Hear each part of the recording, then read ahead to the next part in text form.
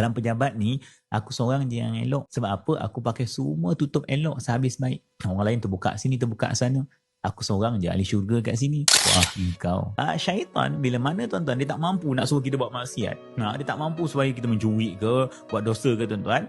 Dia akan jadikan ibadah yang ada di sisi kita ini tuan-tuan, dengan takabur, riya, ujub, yang akhir sekali tuan-tuan dan puan-puan, kita merasakan diri kita lagi mulia berbanding dengan orang. Ingat, Allah sangat dekat dengan seorang pendosa yang bertaubat berbanding seorang ahli ibadah yang riak dan juga takabur.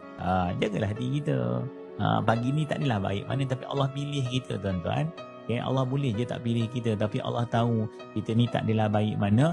Engkau memerlukan Al-Quran, engkau memerlukan solawat. Kita bersama pada pagi ini bukan nak menyatakan aku lebih baik daripada orang lain, aku lagi bagus daripada orang lain. Tak, aku duduk dekat sini sebab aku tahu aku ni jauh daripada Allah. Aku buat ni untuk diri aku. Okay? Aku doa pagi ni untuk keluarga aku. Aku bukan nak menyatakan aku ni bagus, aku tak bagus. Bukan. Kita bukan nak bertanding dengan orang, tapi kita nak bertanding dengan diri kita sendiri. Faham tak tuan-tuan? Allahu Akbar.